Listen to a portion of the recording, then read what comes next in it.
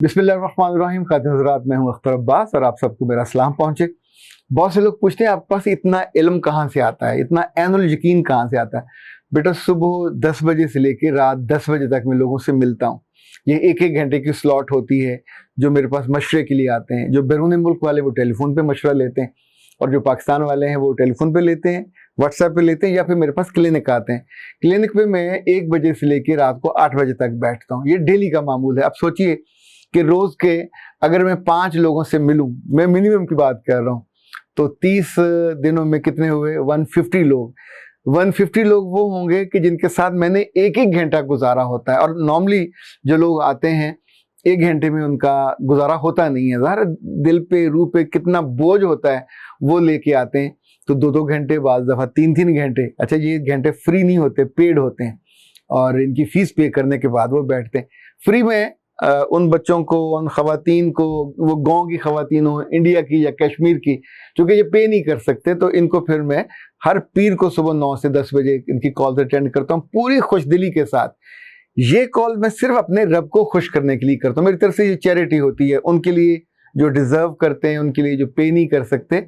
मुझे ना, उनको मैंने देखा होता है, उनको मैं उतने ही सुथरे, उतने ही मोहब्बत भरे और उतने ही कंसाइज्ड मशवरे देता हूँ कि जो पेड लोगों को देता हूँ। पर ज़ाहिर ये टाइम थोड़ा होता है।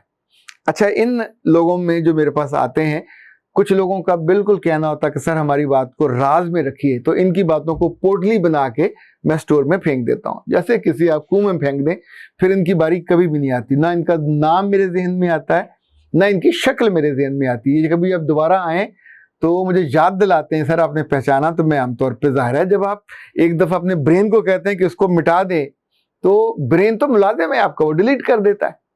पिछले दिनों एक बच्ची मेरे पास आई और उसने जिस कर्बनाक और जिस तकलीफ दे बात का इजहार किया, मैंने उससे पूछा कि बेटा अगर आप इजाज़त दो तो मैं चाहता हूं कि ये बात को मैं शेयर करूं।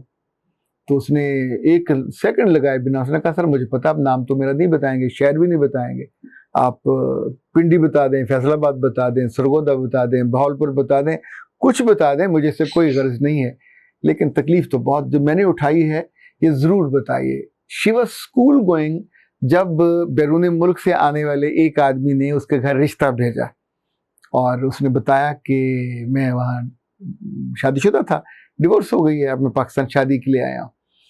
उसने उसके वालिदैन को खूब तोहफे तहफ़ दिए। अच्छा, खाता पीता था, उम्र में उससे काफ़ी बड़ा था। उस वक्त ये बच्ची 9वीं जमात में थी और वो, आप ये मानो कि उससे को 15-20 साल बड़ा था। लेकिन घर वालों की भी मत मारी होती है। अगर किसी को माली तौर पे इस्टेब्लिश देख लें और उन्हें लगे कि ये बच्ची की ज़िंदगी बन जाएगी, तो ये नहीं सोचते कि ये ज़िंदगी नहीं बनेगी, ना बचेगी, ज़िंदगी बर्बाद हो जाती है।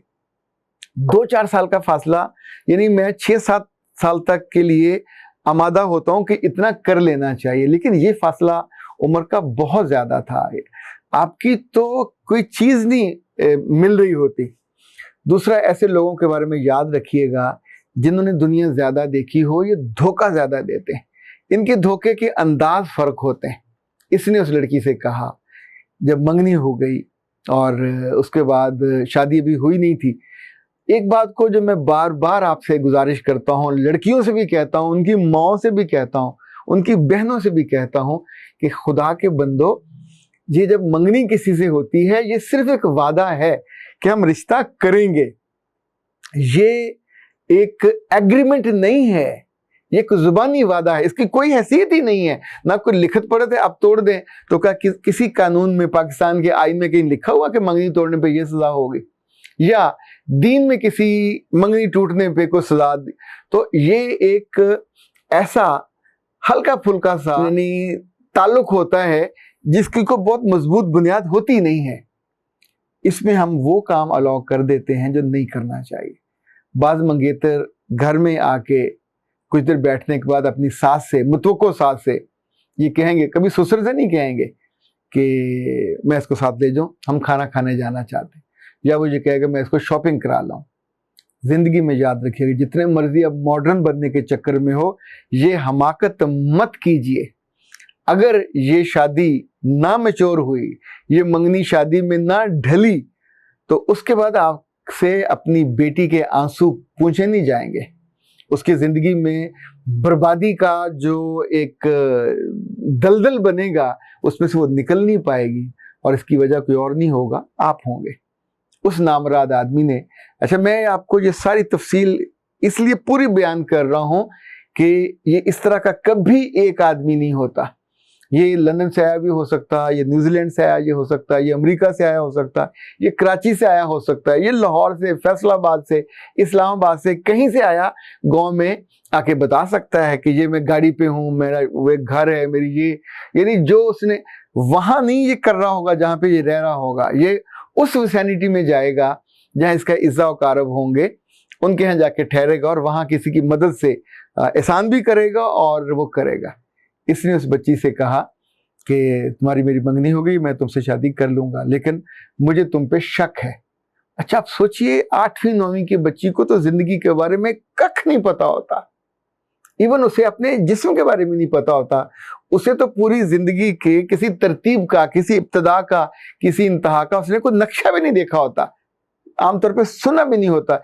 चंद शायद हों 100 में से चंद बच्चियां कि जो बड़ी औरतों के साथ बैठती रही हों, जिनके साथ उन्होंने कोई बातें सुनी हों, या वो भी आधी, पूरी बातें उन्होंने सुनी होती, तो आधा अधूरा सा उनके पास इल्म होता है। और इस बच्ची से उसने कहा कि तुम पहले साबित करो कि तुम पाकीज़ा हो, तुम पहले साबित करो कि तुम वर्जिन हो, तुम पहले साबित करो। और ये बात सिर्फ उससे कर रहा है, उसके घर वालों से नहीं कर रहा। आप सोचिए कि पहले उसने एक हीरा चुना जो सबसे सादा था, एक गरीब से खानदान की बच्ची, जिसके खानदान में उस दौलतमंद दामाद के आने पे ही खुशी वो आपे से बाहर हो रहे हैं कि इतना अच्छा हमको दामाद मिल गया, ये बच्ची जाएगी और लाखों करोड़ों में खेलेगी, और गाड़ियां हैं और घर है और बड़ा अच्छी फैमिली है और स्टेबल होगी।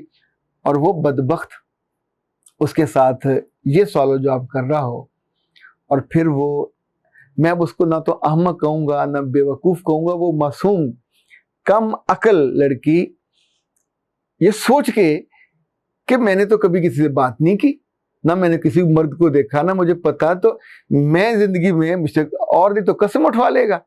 तो वो उसके बताई हुई जगह पे वो पहुंची, उसको लेके वो वहां पहुंचा जो उसने डिजाइन की हुई थी।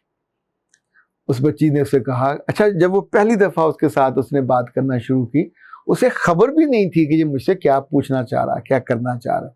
तो उसने जब उसे कहा तो उसने कहा हाँ, मैं अम्मी की कसम खा लेती हूँ, मैं अब्बा की कसम खा लेती हूँ, मुझे तो किसी बात का पता ही नहीं है, तो तुम मुझ पे क्यों शक कर रहे हो? तुम ऐसी बात करते हुए, तुम्हें तो ऐसी बात नहीं करनी चाहिए, मैं तुम्हारी बीवी बनने वाली हूँ और हमें तो अच्छी अच्छी बातें करनी चाहिए। तो उसने उस वक्त पहली दफा उसकी मासूमियत का फायदा उठाया, उसकी हद तोड़ दी, और उसके बाद ये मंगनी चलती रही। और उस बदबख्त ने कुछ 40 दफा उस बच्ची को बुलाया साबित करने के लिए कि तुम साबित करो, और साथ उसको वो गालियां निकालता था, साथ उसको वो अब्यूज करता था, और साथ मतलब ना गुफ्तनी वाली कैफियत है जो मैं आपके साथ अर्ज कर रहा हूं। आप उसको तसव्वुर कीजिए, तसव्वुर की आंख से देखिए कि जिस मासूम को खबर ही ना हो कि उसके साथ क्या हो रहा है, एक दरिंदा उसके साथ खेल रहा हो, उसको लूट रहा हो, उसको नोच रहा हो, और उसके बाद वो चुप करके उसकी जिंदगी से निकल जाए कि नहीं मुझे तुम पे यकीन नहीं है। अब आप सोचिए, अल्लाह तो उससे पूछेगा, उसे जहन्नम के किसी बदतरीन गड्ढे में डालेगा, जरूर डालेगा इंशाअल्लाह। लेकिन जिंदगी में क्या जरूरी है कि हम अपनी मासूम बच्चियों को ऐसे बदबख्तों के हाथ उनकी मासूमियत समेत लुटने के लिए भेज दें? ये बेखबरी नहीं है, ये हमाकत है, ये नादानी नहीं है, ये तो जहालत की कोई आखिरी हद है। मंगेतर आग हैं, वो जला के भस्म कर देते हैं बच्चियों को। इन बच्चियों को जब आप अलाउ करते हैं टेलीफोनों पे, तकरीबन हर दूसरे केस में उन्होंने हद तोड़ी होती है, और हर दूसरी मंगनी टूटी होती है। मंगनी मैच्योर हो नहीं पाती उन टेम्परामेंट की वजह से, उनकी आदतों की वजह से, उनके मिस यूज की वजह से।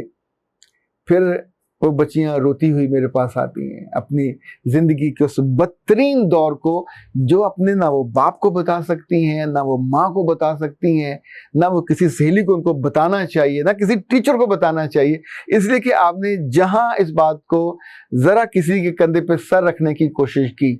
इनफैक्ट मैं तो ऐसे बदबख्त को साइकोलॉजिस्ट को जानता हूँ कि जिनकी बच्ची ने आके शिकायत की कि उन्होंने भी उनको मिसयूज करना चाहा। ये एक तो वो जो पहले लुट गई, एक तो पहले जिसकी जिंदगी बर्बाद हो गई, उसकी मताए जिंदगी छिन गई उससे, और फिर ऐसे लोग हमारे आसपास हों कि जो दोबारा ब्लैकमेल करने की पोजीशन में हो, तो क्या करना चाहिए?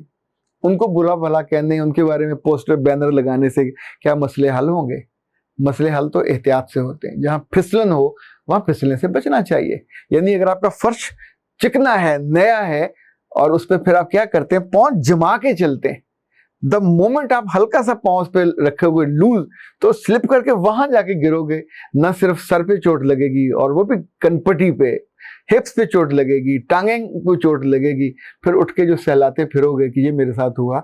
तो अगर पहले कदम पे फिसलन वाली जमीन हो, फिसलन वाली टाइल्स हो, या फिसलन वाली बातें हो, वो कोई बड़ा करे, कोई आपका हम उम्र करे या आपसे उम्र में काफी बड़ा करे, कोई रिश्तेदार करे, कोई क्लासमेट करे, कोई टीचर करे, व्हाटसोएवर, ये अपनी बेटियों को इतना मैच्योर कीजिए कि जैसे वो अपनी जुबान पे जलता हुआ अंगारा रखने पे तैयार नहीं होती, चूंकि जानती होती हैं, कभी रखा नहीं होता, जानती होती हैं कि रखेंगे तो जुबान जल जाएगी, सारी उम्र तोतली हो जाएंगी, सारी उम्र फिर ठीक से बोला नहीं जाएगा।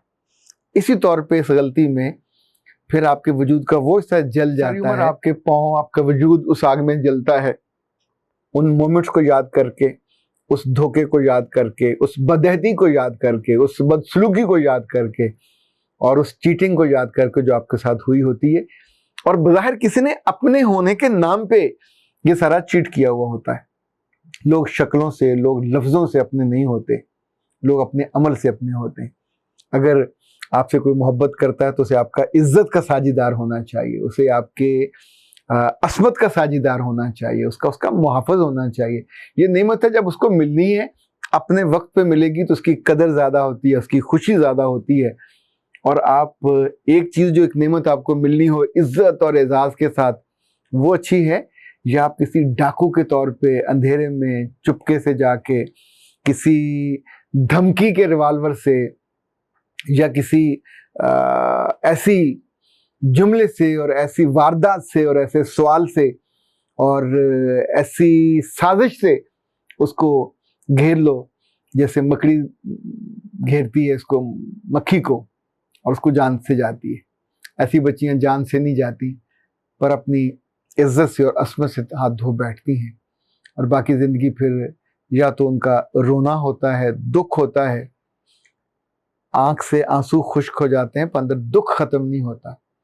फिर जब वो मेरे पास आती हैं तो ये तो अल्लाह का शुक्र है कि हम उसकी को मदद करते हैं, उसको वापस नॉर्मल ज़िंदगी में लाने के लिए, उसके जिस्म को नॉर्मल करने के लिए उसको एक्सरसाइजेस बता देते हैं, उसको मेडिसिन दे देते हैं। लेकिन ये बहुत तकलीफ दे, बहुत दुख वाली ज़िंदगी है, इसे बचा जा सकता है। अख्तर अब्बास को इजाज़त दीजिए। अस्सलाम।